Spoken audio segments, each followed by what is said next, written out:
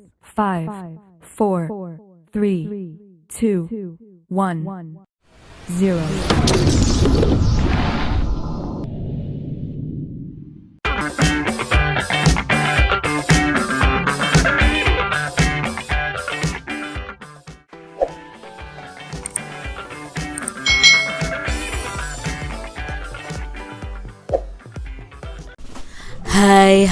Hai, selamat datang di channel YouTube Kak Citra. Apa kabar adik-adik semuanya? Kak Citra berharap kalian dalam keadaan yang baik, sehat, dan siap untuk belajar ya. Hari ini kita akan belajar bersama-sama untuk mata pelajaran tematik kelas 4. Kita belajar di tema 8, daerah tempat tinggalku, subtema 3, bangga terhadap daerah tempat tinggalku, pembelajaran yang kelima. Mari adik-adik kita belajar dengan penuh semangat ya. Pada hari jadi sekolah Siti diadakan karnaval pakaian adat. Karnaval ini diikuti semua warga sekolah yaitu guru dan siswa. Pakaian adat yang dikenakan berbeda-beda. Di antaranya ada pakaian adat Jawa Barat, Yogyakarta, Medan, Bali, Papua, dan Betawi. Sungguh indah keberagaman budaya bangsa Indonesia. Keberagaman budaya membuat kita ini semakin bangga loh terhadap tanah air kita yaitu Indonesia. Siti dan teman-temannya telah menunjukkan salah satu bentuk karakteristik individu dalam kehidupan sehari-hari di lingkungan masyarakat yaitu keanekaragaman pakaian adat daerah adik-adik. Nah, karakteristik pakaian adat daerah masyarakat Indonesia itu sangat beragam. Karakteristik pakaian adat antara daerah yang satu dengan daerah yang lain itu berbeda-beda. Akan tetapi, perbedaan karakteristik pakaian adat daerah masyarakat Indonesia bukan penghalang masyarakat antar daerah untuk bersatu menjaga keutuhan Negara Kesatuan Republik Indonesia. Sebaliknya, karakteristik pakaian adat daerah masyarakat Indonesia dapat mempererat persatuan dan kesatuan bangsa karena pakaian adat daerah ini menjadi akar budaya nasional. Karakteristik pakaian adat daerah yang menjadi akar budaya nasional menjadi identitas bangsa di mata internasional adik-adik. Nah, keberagaman karakteristik pakaian adat daerah telah memperkaya khasanah budaya nasional sehingga menjadi simbol pariwisata Indonesia yang banyak menarik perhatian wisatawan asing dan domestik. Contoh simbol pariwisata yang menunjukkan keberagaman karakteristik daerah itu meliputi rumah adat daerah, pakaian adat daerah, yaitu di Taman Mini Indonesia Indah yang menampilkan miniatur keberagaman karakteristik rumah adat dan pakaian adat daerah di wilayah Negara Kesatuan Republik Indonesia. Jadi di Taman Mini Indonesia Indah ini banyak sekali miniatur ya adik-adik ya, dari semua daerah yang ada di Indonesia. Dari rumah adatnya, lalu dari pakaian adatnya itu juga ada adik-adik. Adik-adik, itulah contoh dan manfaat keberagaman karakteristik individu dalam kehidupan sehari-hari di lingkungan masyarakat. Nah, masih banyak contoh dan manfaat keberagaman karakteristik individu dalam kehidupan sehari-hari di lingkungan masyarakat. Apa sajakah itu? Nah, adik-adik, di sini di lingkungan masyarakat tempat tinggalmu tentunya banyak keberagaman karakteristik individu. Coba adik-adik tuliskan ragam karakteristik individu dalam kehidupan sehari-hari di lingkungan masyarakat tempat tinggalmu dan tuliskan pula manfaat keberagaman karakteristik di tempat tinggal kalian masing-masing.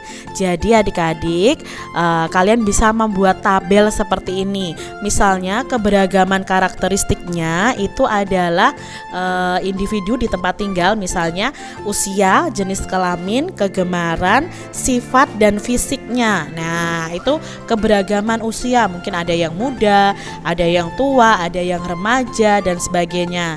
Lalu jenis kelaminnya, kegemarannya atau hobinya, sifatnya dan ciri-ciri fisiknya.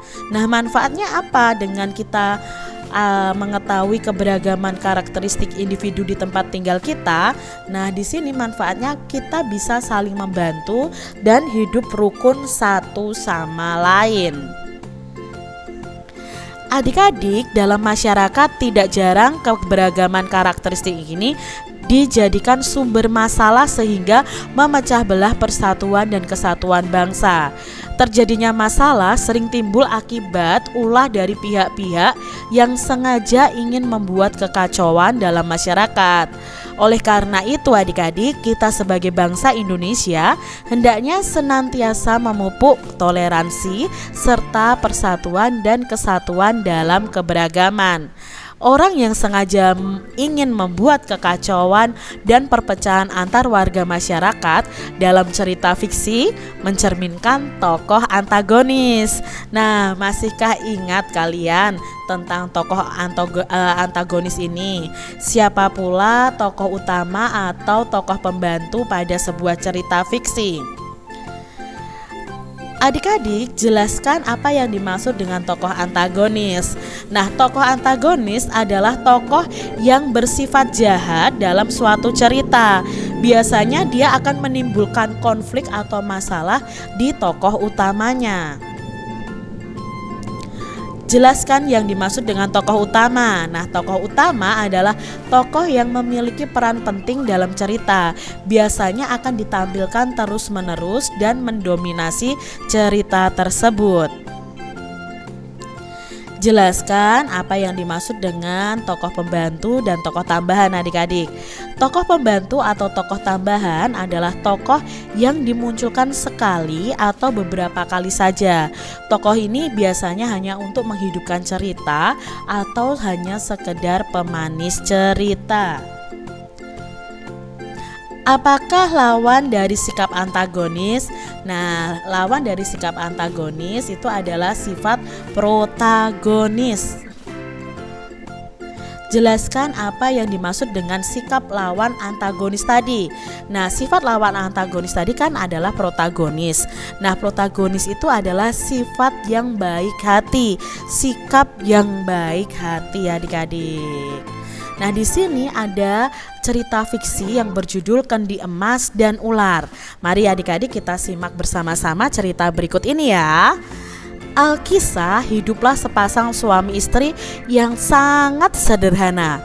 Keduanya ini sangat merindukan anak, tetapi Tuhan mentakdirkan mereka tidak memiliki anak. Secara ekonomi, kedua petani sederhana itu jauh dari layak, sangat miskin sekali. Namun semangat untuk bekerja mereka itu sangat luar biasa. Ya Tuhan, turunkan kepada kami rezeki dari langit. Kami ingin hidup layak, pinta Pak Petani dengan nada berharap. Setelah berdoa di rumah, ia pun bergegas ke ladang. Walau itu adalah ladangnya orang lain, ia tetap bekerja sepenuh hati demi bertahan hidup adik-adik. Nah, sang istri kadang ke sawah membantu dan kadang di rumah. Apa itu? Kok ada benda jatuh dari langit? Pak Petani itu kaget karena melihat sebuah benda jatuh ke sawah yang tak jauh dari posisinya mencangkul. Karena penasaran, ia melihat sekeliling dan memastikan bahwa itu bukan perbuatan orang lain adik-adik. Benda apa ya? Kok aneh? Tidak ada angin dan hujan, tiba-tiba ada benda jatuh. Ia pun memeriksa benda itu yang ternyata jatuh di antara padi di sawah. Ternyata adik-adik benda itu adalah sebuah kendi. Kendi itu tidak pecah karena jatuh di lumpur sawah. Pak Tani berusaha memeriksa isi kendinya. Ya Tuhan, ternyata di dalamnya ada logam emas. Pekik petani itu kaget, bukan kepalang. Ia mengintip dari lubang kendi dan memang benar ada beberapa keping logam emas murni. Hati nuraninya bertempur adik-adik, antara diambil atau dibiarkan saja. Ini kan ladang majikanku, apapun yang ada di ladangnya adalah miliknya. Aku tak akan mencuri sesuatu yang bukan hakku, ujar petani itu sambil memegang kendi tanah liat yang berisi emas koin murni itu. Pak Tani berhati baik. Ia tidak mengambil kendi yang berisi koin emas itu. Pak Tani lalu membiarkan kendi pada posisi semula di pojok sawah. Ia pun melanjutkan pekerjaannya bercocok tanam di sawah itu adik-adik. Ketika sampai di rumah, Pak Tani ini menceritakan pengalaman anehnya saat berada di sawah. Istrinya terkejut dan agak marah karena menilai suaminya itu manusia terbodoh di dunia. Kenapa Bapak tak ambil saja kendi berisi koin emas itu? Jangan Bu, itu bukan hak kita. Segala sesuatu yang berada di tempat orang lain, apapun alasannya, tidak boleh kita ambil. Itu bukan milik kita. Nasihat suaminya yang memang sangat jujur dan taat pada ajaran agama. Diam-diam ada seorang ibu yang kebetulan mendengar percakapan petani itu dari bilik dinding rumah. Dan sang ibu itu sangat tertarik adik-adik untuk mengambil kendi di sawah itu. Karena sudah malam, ia mengajak suaminya ke sawah, tempat biasanya Pak Petani itu bekerja. Ayo Pak, kita cari kendi berisi koin emas itu. Pasti masih ada di ladang. Mumpung belum banyak orang tahu, kan kita bisa langsung kaya Pak. Iya juga ya, ayo, mumpung bulan purnama, pasti tak terlalu gelap di sawah. Bapak bawa senter juga, ujarnya sambil bernafsu untuk mengambil kendi itu adik-adik. Nah, sepanjang perjalanan, pasangan suami istri yang terkenal rakus itu tertawa dan berkhayal. Kelak ketika menemukan kendi berisi tumpukan koin emas itu, ia bisa membeli sawah, rumah, dan dapat uang banyak. Nafsu duniawinya sudah menguasainya adik-adik. Di mana Bu kendinya? Sawah seluas ini mana mungkin bisa kita telusuri, apalagi malam hari. Yang saya dengar tadi katanya tak jauh dari pohon beringin Pak, pas di pokok sawah. Tapi itu kan dekat dengan kuburan ya Pak, ujar istrinya agak ketakutan. Tenang saja Bu, kan ada Bapak. Ayo kita ambil bersama. Keduanya lalu menuju pohon beringin yang kebetulan berdekatan dengan sawah. Setelah mencari beberapa lama, akhirnya Pak Petani berhati iri dan serakah itu menemukannya adik-adik. Bu, ini kendinya. Ayo kita pergi dari sini. Kita buka di rumah, sarannya pada sang petani. Keduanya pun bersorak kegirangan. Tak terasa sampailah ia di rumahnya. Tetapi hari sudah sangat larut. Karena tak sabar dan terbakar rasa penasaran, akhirnya kedua petani serakah itu membalikkan kendi itu. Dan apa yang keluar dari kendi itu adik-adik? Hah? Kok isinya ular berbisa? Teriak mereka. Keduanya sangat kecewa dan sangat marah. Mereka capek ke sawah dan telah mencari di sana. Mereka hanya menemukan kendi berisi ular berbisa. Kita ditipu Pak sama mereka. Ayo Pak, tutup lagi kendi itu dan taruh di depan pintu mereka. Pasti besok mereka akan buka, usul sang istri yang juga sangat marah dan terbakar balas dendam adik-adik. Singkat cerita, suami istri yang dengki itu menaruh kendinya di depan pintu dengan harapan akan dipatuk ular berbisa. Dan keduanya pergi dengan perasaan penuh kedengkian. Pagi harinya, Pak Petani yang berhati bersih itu kaget karena menemukan kendi di depan pintu rumahnya. Karena merasa berada di rumahnya sendiri, ia pun berani mengambil dan memeriksanya. Ibu, saya menemukan kendi yang kemarin aku ceritakan itu di depan pintu rumah. Ayo kita periksa bersama. Aneh ya Pak, Kok tiba-tiba saja kendi yang berada di sawah itu ada di depan rumah? Jangan-jangan malaikat yang mengantarkannya. Alangkah kagetnya kedua pasangan suami istri yang baik hati itu. Isi kendi bukan hanya koin emas saja, tetapi sudah ada beberapa berlian besar dan indah adik-adik. Sejak saat itu pasangan suami istri itu hidup layak dan berkecukupan. Namun mereka tetap baik hati. Ini tadi ya adik-adik ya, cerita tentang kendi dan ular. Adik-adik, siapakah tokoh utama dalam cerita kendi emas dan ular? Ya, tokoh utamanya adalah Pak Tani dan Bu Tani tadi ya. Nah, di sini siapakah tokoh pembantunya adik-adik dalam cerita kendi emas dan ular tadi?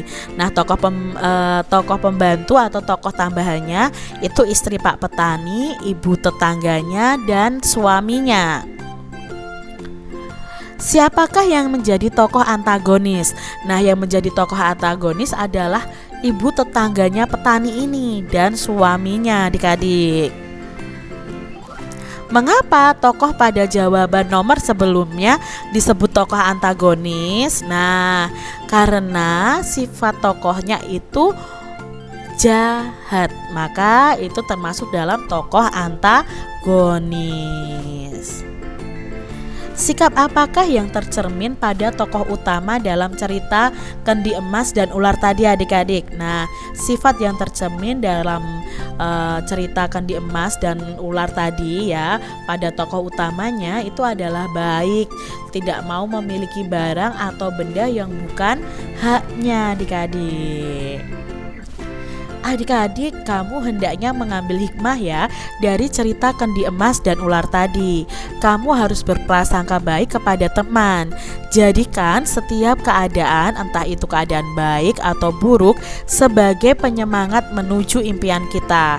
Tuhan sangat suka orang baik dan Tuhan akan memberikan yang terbaik juga, walaupun dari tangan-tangan orang jahat. Nah, adik-adik, di sini kalian akan diberi tugas untuk membuat gambar ya. Siapkan alat dan bahan untuk menggambar. Ada kertas, bisa kertas gambar ya adik-adik, bisa kertas HVS, pensil, lalu penghapus dan pensil warna bisa, krayon juga bisa. Nah, adik-adik buatlah sketsa gambar kendi nih ya. Sketsa gambar kendinya seperti ini menggunakan pensil ya. Lalu kalian memperjelas gambar sketsanya. Yang diperjelas adalah garis-garis yang di pinggirnya, pembentuk gambarnya adik-adik. Setelah itu kalian hapus nih garis pembantunya ya. Untuk sketsanya tadi kan kita ada garis bantu. Nah, kalian bisa bentuk kendi seperti ini adik-adik. Coba ya kalian praktekkan di rumah kalian masing-masing. Nah, kamu telah memahami langkah-langkah menggambar benda 3 dimensi. Sekarang tugas adik-adik adalah membuat gambar benda 3 dimensi yang berupa lingkungan tempat tinggal kalian. Dapat berupa rumah, pepohonan, lalu dapat berupa binatang ya, sesuai dengan keinginan kalian masing-masing. Demikian tadi adik-adik pembahasan kita di tema 8, subtema 3, pembelajaran yang kelima. Semoga video pembelajaran ini bermanfaat untuk adik-adik semuanya, dan sampai jumpa lagi di video pembelajaran Kak Citra selanjutnya. Tuhan memberkati. Jangan lupa tekan tombol subscribe, lalu tekan loncengnya, tekan juga tombol like, lalu share ke media sosial kalian. Jangan lupa untuk ikuti media sosial Kak Citra. Terima kasih.